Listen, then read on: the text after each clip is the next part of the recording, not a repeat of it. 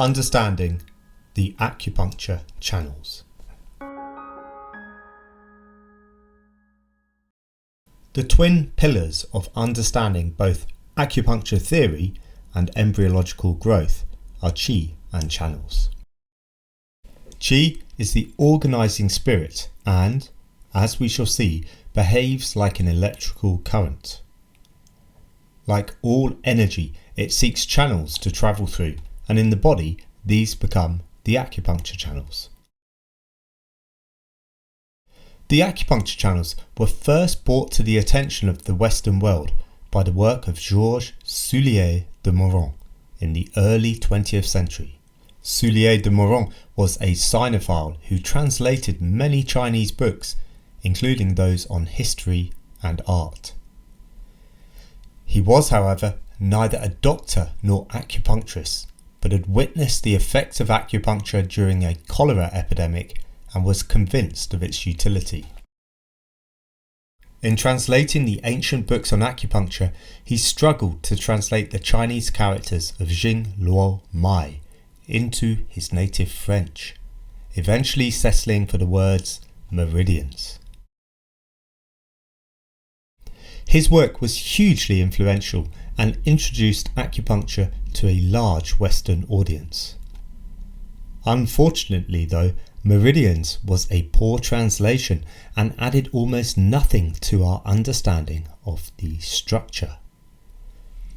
In fact, as we will see, this well-meant translation possibly hindered the understanding of acupuncture theory in the West more than any other single act. As with much of Chinese medicine, to get to grips with these concepts, it is helpful to look at the characters themselves. What is understood as acupuncture channels, or erroneously and henceforth never used again, meridians, is from the Chinese Jing, Luo, Mai. We will examine each character in detail to understand it.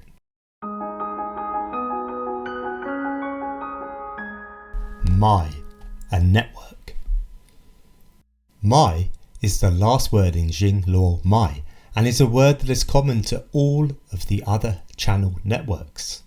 For example, Du Mai, Ren Mai, Chong Mai. Mai is drawn as flesh and streams. The first radical is flesh, being hung on a hook, and is used to signify being a part of the body. Most of the characters for the organs contain this radical too. The second radical is drawn as the tributaries of a river. Mai is often translated into the English word vessel or pulse, but this doesn't do the character justice. The tributaries within the drawing demonstrate it is actually many vessels, more like a network than one single vessel. A network also describes how the body is physically and energetically organised. Furthermore, the word Mai is used for not just the 12 main channels, but also the extraordinary channels, and so is describing a general property of how qi moves, rather than a specific aspect related to the Jing Luo. As such, this author believes network is the most accurate translation for Mai, and will use this from henceforth.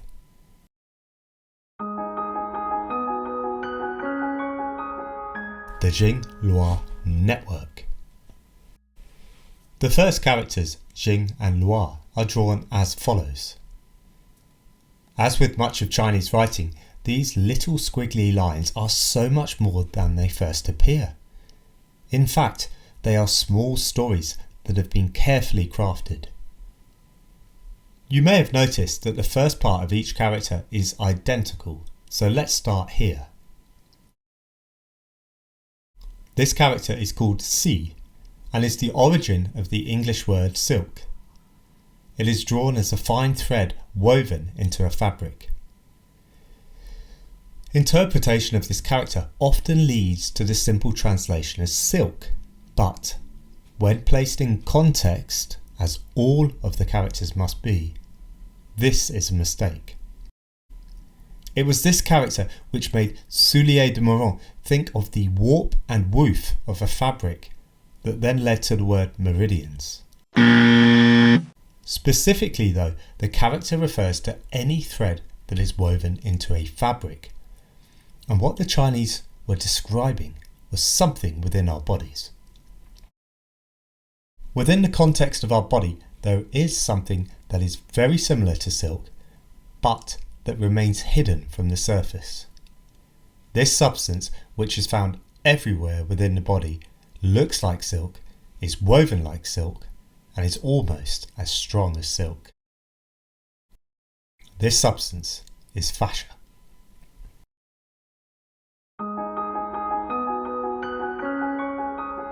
Fascia, connecting the body. Fascia is everywhere within our bodies, and is especially acknowledged by surgeons for conveniently dividing the body up, although it has been given little importance outside of its structural role. Unfortunately, though, even the very word fascia is poorly defined, which somewhat limits our comprehension. Terminology is important as it allows us to agree on what we are discussing. The word fascia is increasingly being used as a word to describe the connective tissue network in our bodies. This network creates a three-dimensional web within the body that supports and holds it in place. Technically, the connective tissue network includes bones, tendons, and cartilage, and there is good evidence from both Eastern and Western points of view that these are a continuous system.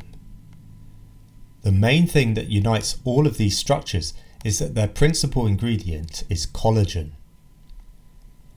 From a Western viewpoint, the bones are composed of the same type 1 collagen as fascia and emerge from the same embryological layer of mesoderm. They clearly connect the body together and provide structural support. However, beyond this, both fascia and bones are understood to add little more to the function of the body. From an Eastern point of view, bones and fascia are both intimately connected, but bones are also seen to store kidney energy and something called essence. Fascia then plays a role in spreading this around the body through the triple burner, which is essentially the organ of fascia. Together, this system and its ability to both warm and tonify the body is talked about as ministerial fire and is discussed later. Hence, this system is far more complex and important than having a purely structural role. The connective tissue network is a poorly understood and researched aspect of Western medical science. This is mainly because it was considered to only have a structural role within the body, hence the terminology, connective tissue.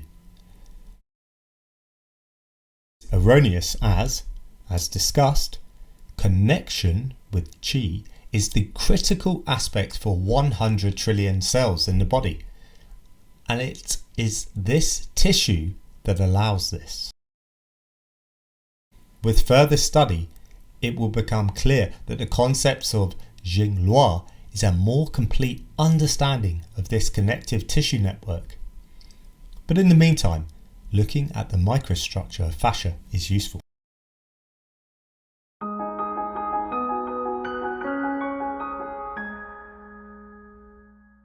Essentially, fascia consists of a matrix.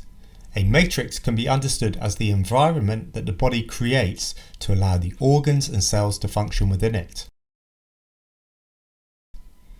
In a jellyfish, it is the jelly itself that is the matrix. In humans, our cells also reside in a jelly, but at a more sophisticated level. In fascia, the cells that live within this matrix appear to be there to create and support it, and to do that they secrete collagen, elastin, and the jelly itself. Collagen. Collagen is the most common protein in fascia and also the most common protein in the body. comprising about 30% of total body protein. Collagen gives fascia something that is well accepted, enormous strength, plus something that is more esoteric but explains important aspects of the Jing-Lua network and triple burner, piezoelectricity. Collagen creates the strength throughout the connective tissue network for bones, fascia, and even into the delicate structure of organs. It could be considered to be the scaffolding material of the body and is, in fact, as strong as steel per dry weight. Collagen is created from the amino acids glycine and proline, which are themselves made in the liver. This has important implications for the relationship of the liver with collagen and also this network. Just like silk, the radical used in Jing-Lua, collagen is light yet incredibly strong. The tensile properties of collagen are well understood by modern science, but what has been largely ignored is its electrical and piezoelectric properties. Piezoelectricity is the ability for crystals to create electricity when deformed. Collagen is semi-crystalline as it has repeating orders of molecules in 2 dimensions rather than 3. This still means that it is able to generate a charge when deformed, and it is believed that this charge then governs, amongst other things, the ossification of bone. Little is known about this property apart from the fact it exists. For example, the conditions that allow the generation of electricity, the effect of the orientation of fibres on charge, the effect of pathology on this, and even the consequential effect on the cells remains poorly understood and poorly studied by modern Western medical science. This appears to be a phenomenal oversight in a body that runs on electricity, with everything from the mitochondrial cascade that creates ATP to the ion pumps on the cell membrane through to the cardiac pulse that keeps us alive, using electricity to drive the process. Chinese medicine, through the concept of qi, has well-worn and consistent ideas about the generation of electricity by connective tissue. They consider the fascial web to be an organ in its own right and call it the triple burner, partly because it generates heat. It is worth making an important distinction at this point between what is known as the triple burner and what we are discussing here, which is the Jing-Lua network. Whilst the distinctions are not completely clear-cut, the triple burner can be understood as the fascia itself and the Jing-Lua as the potential spaces it produces in the body. If the triple burner was like the fabric of your house, the Jing-Lua network would be the pathways or the spaces you walk through within the house. These spaces between fascia go on to perfectly explain the acupuncture channels, physiologically, anatomically, and even embryologically. The house analogy can be extended to the idea that the house has 3 levels, and that the rooms on each level are connected and share an environment. These are the 3 burners, and the rooms between them, even if they may appear to be separate, are connected and also share humidity and temperature. The top layer could be hot and dry, whilst the bottom was cold and damp, and this is the case with the body too. Collagen, and the fascia of which it is the principal ingredient, becomes much more than a passive structural component of the body in this model. Collagen constantly transforms and changes as a result of the electrical forces, or qi, generated within the body, and is constantly creating, transforming, and changing qi. However, the Chinese words Jing-Lua and triple burner are better words for fascia in the spaces because these are more accurate and precise in what they are describing. These words have been coined specifically for these concepts, rather than simply accidentally fitting them, and in the case of fascia, being forced into a description that is not quite what it was designed for. Fascia also contains two other important ingredients that explain much about its qualities: elastin and the jelly fluid.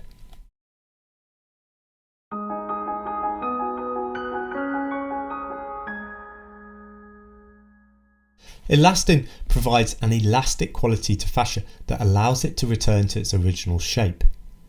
This is very important for fascia's structural role and plays a part in the role of massage and how this helps the body.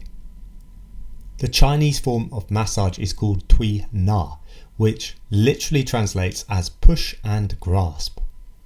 Elastin means that the fascia comes back to the same place it started, so stiffness always suggests a problem with this. Destruction of elastin will make the fascia dry and brittle, a property which sounds similar to the Chinese pathological concept of dryness. Dryness will result in the tissues becoming physically dry, with patients reporting they feel dry and possibly hot with it, and their body's less elastic or flexible. The jelly. The collagen and elastin give strength, electricity or qi, and elasticity to the fascia, but it is still the gel that makes up the bulk of the matrix. This gel acts like a shock absorber, transmitting forces around the fascia and, critically, providing the optimum environment for the fibres of collagen and elastin. When this gets dehydrated, the fibres suffer. In the comb jellyfish, which is in fact the ancestor of all animals, this watery gel makes up most of its jelly and gives the jellyfish some structural support. As animals become more advanced and fish emerged, they developed condensed areas of collagen called cartilage. These provided more structure and enabled support for muscles of locomotion, which translated into more success, including the ability to predate. In land animals, the cartilage needed to be firmer and more rigid to withstand the incessant forces of gravity. In order to do this, the cartilage was ossified by the addition of calcium hydroxyapatite to the collagen fibres. This had the result of binding them together and creating stiffness. The tensile strength, however, still came from the collagen.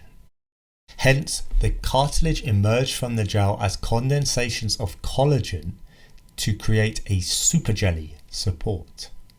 Then a crystalline superstructure was added to this, tying together the collagen to create even more rigidity, and so bones were formed.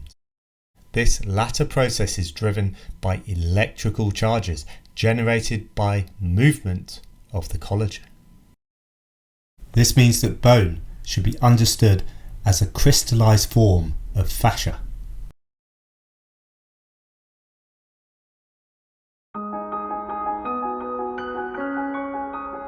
Physical organisation of fascia. The name fascia comes from the Latin to bind together and has the same origin as fascism. In fact, the fasces were bound together wooden poles with an axe between them, and this motive is still in use in the US House of Representatives. In the body, fascia is so named because it binds together the cells and tissues. Finding the space between the fascia is the guiding principle behind anatomical dissection, whether done by a surgeon on a person or an anatomist on a cadaver. These are the same planes a butcher will use to cleave apart the body of an animal to create joints, and the same natural divisions that you can see in well-cooked meat. The fascia is there to neatly divide up the body so that things know where they are supposed to be. The fascia remains essentially the same throughout the body, but constantly subdivides it to create smaller and smaller units. The result is that the function and structure of fascia look almost the same whether you look at it microscopically or macroscopically. The entire fascial network should be considered as an organ in its own right. At the most basic level, the body can be understood as being constructed of cells. The inside of these cells is incredibly complicated and exceptionally well organised, and each should be considered a miniature life form. In fact, if our body is a society, then each cell could be seen as a person within that society. To understand how society works, you wouldn't need to understand how the insides of each person worked. What is more critical is the relationships between the people. Thankfully, for the sake of our understanding, this is the case within our bodies too. Whilst the intracellular life is fascinating and important, we are more concerned with the relationship between cells that are mediated by qi. If we drew this at a cellular level, we could represent it like this, with cells that are surrounded by lymph, which then flow into lymphatic pathways lined by collagen and fascia. One obvious question may be, where is the blood? Blood is a special fluid that lies within its own compartment of Shaoyin and is walled off from the cells by the endothelium that lines the blood vessels. As such, whilst blood nourishes and moistens, it does not directly contact the cells, but rather does it through the lymph.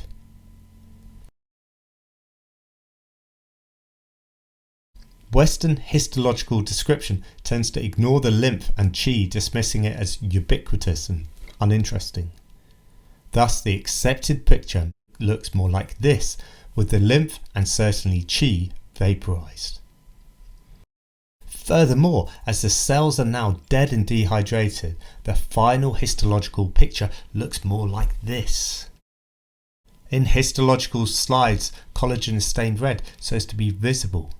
When scaled upwards to see the tissues rather than the cells, we see pictures that are normally rich in this red staining. In tissues, the individual cell's functions can start to be ignored, and rather their role in society seen.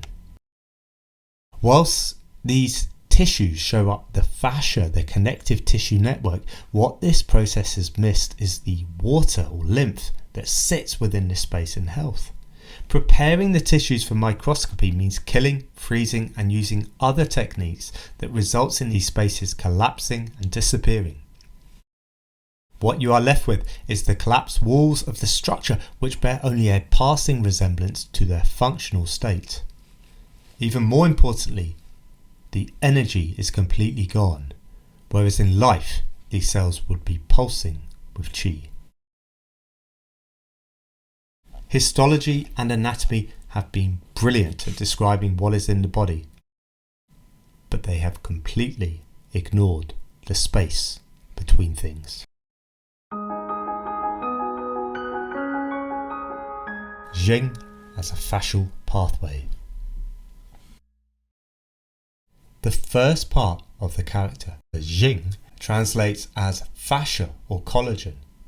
When we look at the second radical in the character Jing, it adds more to the meaning. This radical represents underground rivers which were associated in both Chinese lore and within this character of carrying magical or divine qualities. The process of finding these rivers and awareness that energy flowed through the earth too was known as feng shui, or in the West, geomancy. Whilst the character means underground, again we must contextualize it. The ancient Chinese saw that the microcosm mirrored the macrocosm, a feature which is illustrated on the cover of this book. The ground that is represented in this picture is that of the body, and in this case it is the surface or skin. Underground means deep, and this is in the same context in which anatomical science explains deep, and so these are deep rivers. The drawings in the character Jing represent deep rivers of fascia carrying water. These rivers, as the second part of the character intuits, carry not just water but also mystical spiritual energy, which is qi. This elegant description of the body's fascial network is a perfectly succinct way to describe not only the system's physical form but also its function. The fascial coverings of the body are generally ignored within Western science and medicine because they are so thin, ubiquitous, and apparently have little purpose beyond structural integrity. Within surgical practice, these fascial coverings are the bedrock for surgeons who will go to great lengths to be able to move along these rivers within the body. This is the basis of not only good surgical practice, but all keyhole surgery. It is well accepted that serious disease erupts when these layers are breached, for instance in the spreading of infection or, most pertinently, cancer. These fascial coverings extend in a continuous layer throughout the body, much like a spider's web but in 3 dimensions. They also extend into the bones and organs. It is difficult to illustrate the web without the structures it supports because it is everywhere. However, it can be seen in every anatomical illustration ever made. If, for example, we examine an anatomical drawing of the body from Gray's Anatomy 1918, we can see the deep rivers of fascia. Here, in the thigh, there are multiple strands of fascia visible as white lines dividing the muscles. They all tend to run from the skin towards the centre and ultimately the bone. As to be expected in a Western conventional anatomy textbook, the author is concerned with labelling the things rather than the spaces, i.e. he has ignored the space in fascia. If we take the same image of the thigh, remove all the labelling of the things and instead highlight the spaces, we see a different picture where the spaces can take centre stage. These spaces which lie between things are the channels, and specifically the Jing network. In death, the lymph is squeezed out, leaving the fascia, but in life, there would be far more fluid. We can now map the surface description of the channels onto the thigh to see how the channels correspond perfectly. The meaning of the second part of the character Jing is deep or under the skin, and here we are looking under the skin at the water passages between tissues. These channels are fully covered in part 3, but the understanding that the Jing network consists of the macroscopic fascial pathways within the body is very important. It also leads us to a place where there are naturally far more fascial planes than there are official Jing network channels. This can be seen in this picture. The official Jing channels number 6 in each limb. These are the 6 embryological planes of the body explored in part 3, which then each move into the arm and leg, making 12 channels in total. To be consistent, each limb then should contain 6 clear acupuncture channels which exist as fascial planes. However, there are clearly more than this. This anomaly does not cause any contradictions with the Chinese description of acupuncture channels, and in fact deepens our understanding. The 6 main channels are just that, the main ones. They correspond to 6 planes within the body which then emerge into the limbs like jam squeezing out between the layers of a Swiss roll. Underneath these main channels there are smaller channels which, while smaller, are still fascial rivers. These continue to branch and reduce in size until we reach the tiniest intracellular channels. The reason that the acupuncture channel system is described as both Jing and Luo is because, although there is a continuous spectrum between the tiniest channels and the largest channels, there is a functional difference occurring at both ends of this spectrum. The characters contain clear differences which correspond to this. An analogy may be useful. The rivers of the Jing Mai are like the major rivers of the earth. When we map them, we tend to create artificial boundaries that don't really exist in nature. For example, here is a picture of the Amazon basin. As you can see, there is a huge multitude of rivers which fan inwards to create an ever larger river. However, there is no clear single river until it is marked as such on a map by us. As you may remember, the second part of the character my, which we have translated as network, is drawn in a similar way to this. The reason this waterway within the Amazon basin was chosen was that it is the largest tributary at any given point. However, it is clearly erroneous to think that this is what constitutes the river. Without the multitude of waterways draining into it, the Amazon River would be a mere fraction of what it is. We've created this river in order to name, map and navigate it. However, it is artificially restrictive in its scope. Chi flow is like water, and physics states that water will prefer the path of least resistance along the largest channels, i.e. the easiest way. That isn't to say that this is the only way it can travel through. If you give water two pathways to travel down, more water will preferentially choose the larger, less resistant pathway, but it will still travel down both. This is what is happening in these apparently unused or unmapped spaces in the body. They are just being used less preferentially.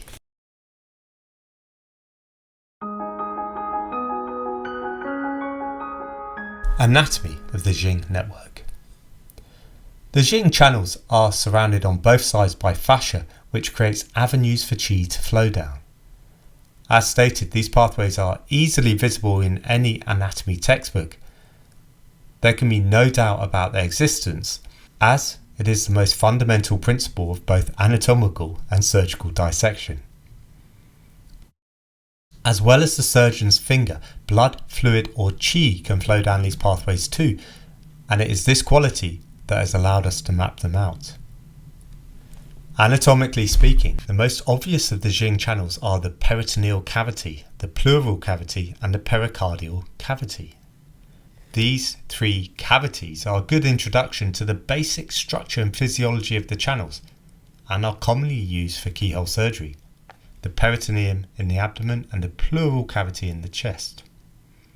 Although separate cavities, these three spaces within the body originally started off as a single space known as the coelomic cavity. This is the Zhuoyan channel and is covered in more depth within part 3. Whilst anatomists have named these cavities, this is misleading. Cavity suggests a space within the body, which does dovetail with acupuncture theory. However, these spaces are actually channels. A cavity is simply an empty space, whereas these spaces contain a viscous fluid which flows in a circuit, like a river. In the case of the peritoneal channel, it follows the route shown here, and ends underneath the liver before draining through the diaphragm. In liver failure, this flow becomes blocked, and the channel fills up with fluid, causing ascites. Importantly, these channel not only fluid but also qi. The coelom, which forms this channel, is a huge potential space that goes from the top of the torso to the bottom. All of the other Jing channels have the same basic physiology, which consists of a space between two fascial planes, but they are often more difficult to see. In the case of the bladder channel, for example, this is the remains of an embryological bladder that physically disappears in utero. The heart channels are easy to see since they are the major arteries. The spleen channel lies sandwiched between the peritoneum and retroperitoneum. Blood or fluids take as they track down the abdomen. The exact location of each channel will be covered later, but for the purpose of clarity and simplicity now, they can be represented graphically as here, with the blue in the middle representing qi flow. The channels are physical continuations of the organs, or more accurately, the organs are condensations of matter around the channels. If we were to graphically place the organ within the channel, it could be drawn as here. Here is the lung with its associated messenger organ, the thyroid gland at the top. The lung chi flows up to the voice box and thyroid and then into the channel. The channel of the lung is, by convention, represented in yellow, but if we looked more closely at this, we would see it is the space between two planes of fascia. In this space, in this case between the muscles of brachioradialis and pronator teres in the forearm, flows chi.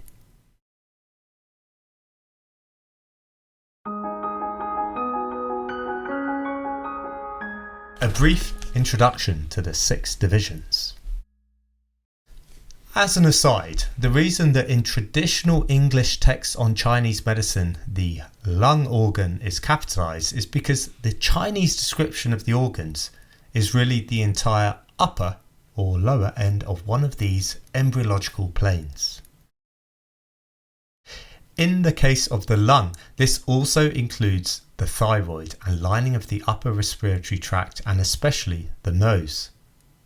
Without this deeper understanding, the broad functions of the lung within Chinese medicine make little sense, and so capitalizing the organ was a way to convey this greater meaning. Thankfully, once we understand the difference between the physical organ and its role within this embryological plane, we can dispense with this capitalization. However, we then need to introduce these planes to enunciate this higher level of organization.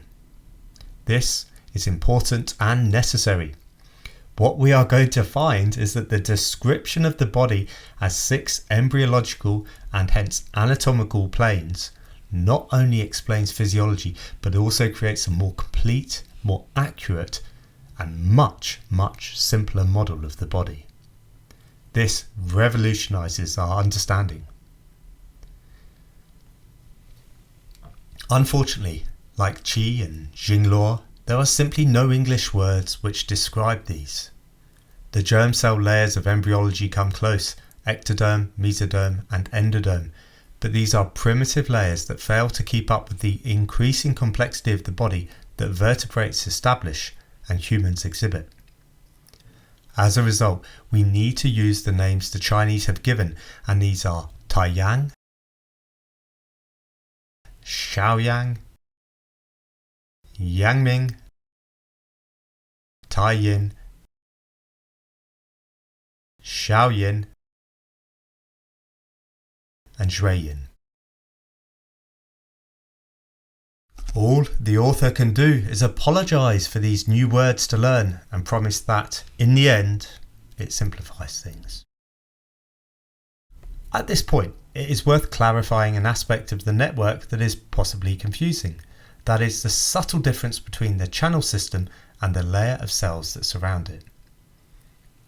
This topic is explored in the Shanghan Lun, or the Treatise on Cold Damage, a 2nd century medical classic.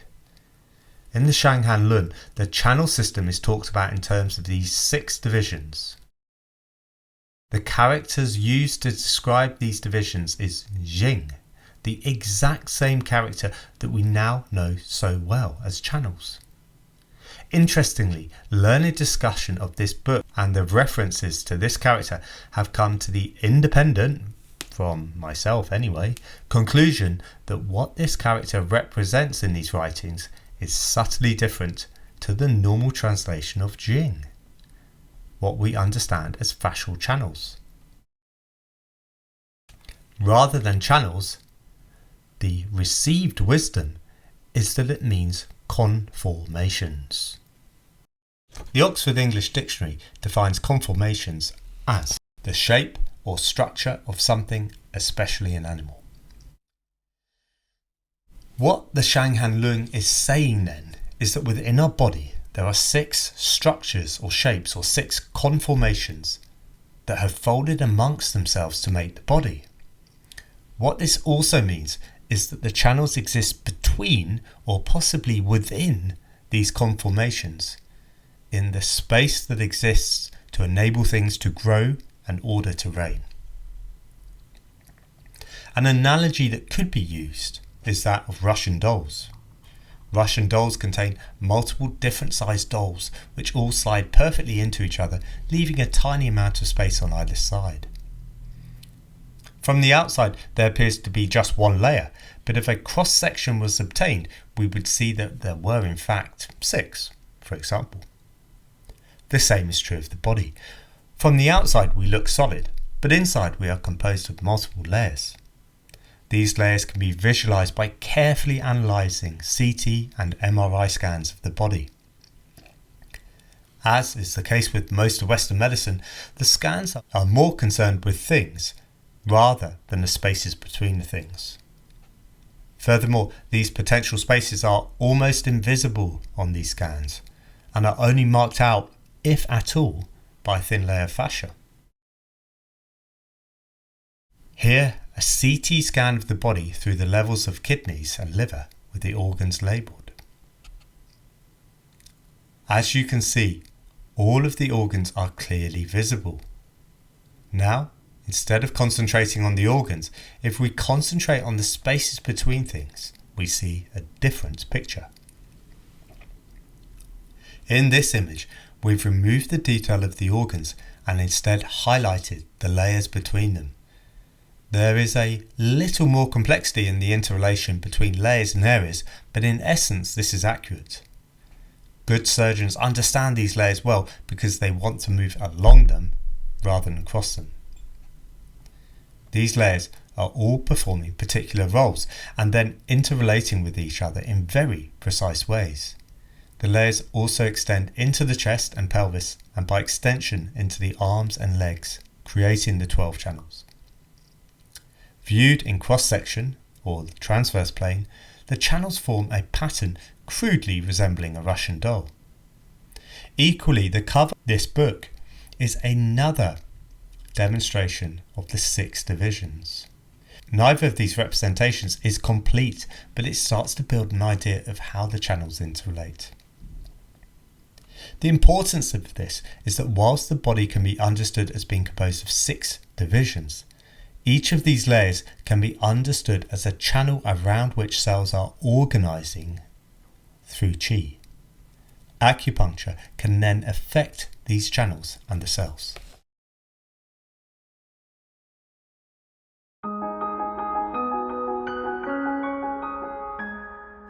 Loi and histology. Jing and Loi are 2 separate words though. So why have the Chinese described this system with 2 rather than 1 word?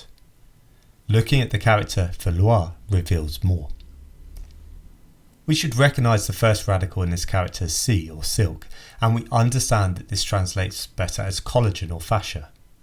The second part of the character means net. Furthermore, in the context of this specific character, the second part is accepted as subtly changing the meaning of Si further. Here, instead of meaning silk woven into a fabric, like fascia, it represents unreeled silk or stringy fibres. In the body, the most obvious fibres making up 30% of our total body protein is collagen. Putting this together, the best translation of this Chinese character Loi is into collagen net. The collagen net is the microscopic structural support network of our body that was visible earlier as the red stained structures in microscopic slides. Collagen is ubiquitous and immensely important in our bodies, being found in just about every microscopic examination of cellular structure. Collagen isn't an intracellular protein though, it is an extracellular protein, which means that it is organising the relationship between cells.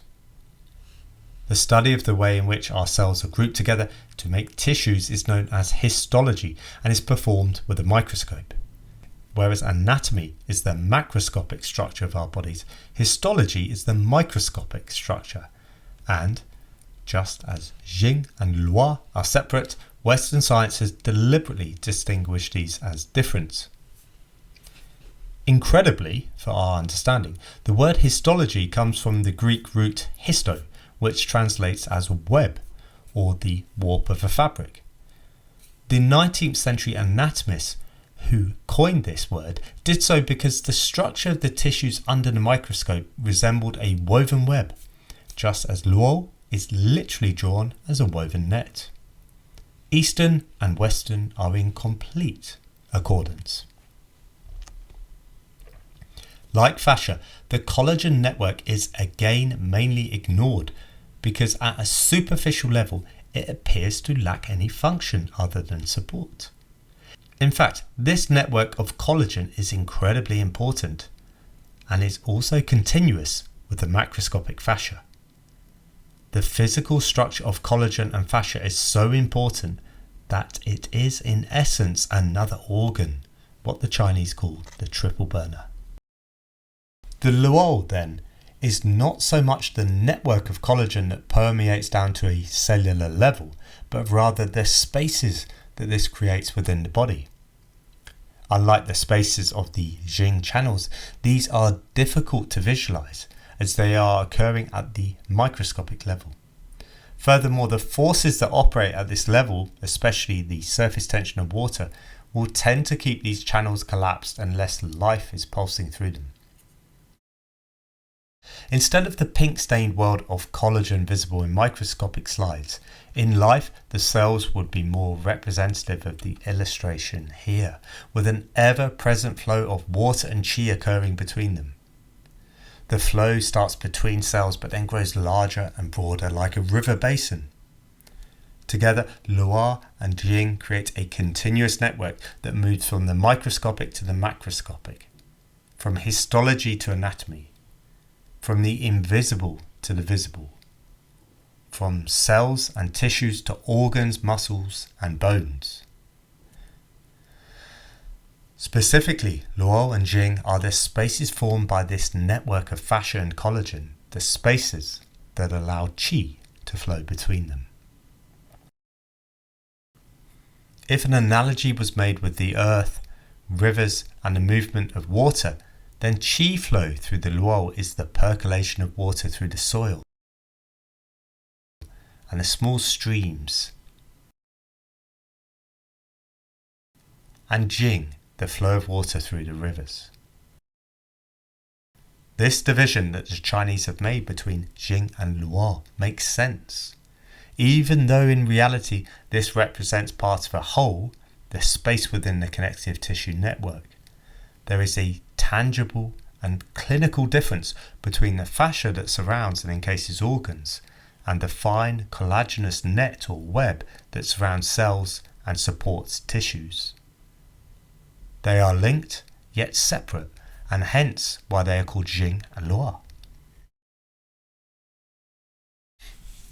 Now we have the network that the Chinese describe, concordant with our Western understanding and consisting of qi flowing from small into ever enlarging vessels. Qi moves differently within the jing and luo, but it remains the same qi. Luo points activate the luo channels. One of the types of acupuncture points that is found on the channels is called a luo point, and this gives us another way to understand the luo channels. The character used is exactly the same in both point and channels. Luo points are found on each of the main channels and are often very useful points. They are used when we wish to transfer energy or possibly a pathological substance from a jing channel to its yin-yang organ pair. It does this through the tiny connecting luo channels that are particularly strong at these points. The jing channels tend not to directly contact with other jing channels, with each of the 6 channels behaving somewhat independently. At a physical level, this can be seen in, for example, the function of the arterial system, Xiaoyin, lymphatic system, Xiaoyang, and intestines, Taiyin. They are separate systems but also connected. The jing channels do meet and share information and substances, but they also connect at a deeper level through the luo. This connection could be represented graphically as here. These luo points acting through the lower channels allow the paired yin-yang organs, e.g. Tai Yang and Shao Yin or Yang Ming and Tai Yin, to balance themselves via the transfer across these tiny channels.